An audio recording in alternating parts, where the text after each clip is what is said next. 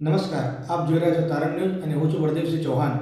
આવો જોઈએ આજના સમાચાર. સતલાસનામાં સર્વ સમાજ દ્વારા આયોજિત ક્રિકેટ ટુર્નામેન્ટનું આયોજન કરવામાં આવ્યું. આ ટુર્નામેન્ટ સતલાસના વિસ્તારમાં આવેલ નેક નામદાર ઠાકોર સાહેબ શ્રી ભૂપતસિંહજી બાપુ સ્ટેડિયમમાં આયોજન કરવામાં આવ્યું. આ ક્રિકેટ ટુર્નામેન્ટ સતલાસના પંચાયતની સંપૂર્ણ બોડીનો સાથ સહકાર રહ્યો હતો. વધુમાં જાણવા મળ્યું હતું કે આ ક્રિકેટ આયોજનમાં ટોટલ 10 ટીમોએ ભાગ લીધો હતો, જેમાં રવિવારના સાંજે 2 ટીમો સાથે જબરજસ્ત મુકાબલો થવાનો હતો. ત્યારે અચાનક વાતાવરણમાં પલટો આવતા વરસાદી આફતને લઈ આ ટુર્નામેન્ટ રદ કરવામાં આવી હતી, જેનું ફરીથી આયોજન સોમવારે સવારે તારીખ 6/7/2026 રાખવામાં આવ્યું હતું. જેમાં કાળબેરો ટીમ અને પાટીદાર ટીમ વચ્ચે જોરદાર મુકાબલો થયો હતો, જેમાં સતલાસનાની કાળબેરો ટીમ વિજેતા બની હતી અને મેચના અંતમાં સતલાસના પુરા વિસ્તારમાં આવેલા ઠાકોર સાહેબ શ્રીજી બાપુ સ્ટેડિયમમાં ઠાકોર સાહેબની યાદમાં કાર્યકર્તાઓ અને ખેલાડીઓનો ઉત્સાહ વધારવાના પ્રયત્ન થકી ઠાકોર સાહેબ શ્રી અશોકસિંહજી બાપુ સાહેબે પોતાના ઉત્તમ વિચારો રજૂ કર્યા. લહેરો સે ડરકર નૌકા પાર નહીં હોતી, કોશિશ करने वालों की कभी हार नहीं होती.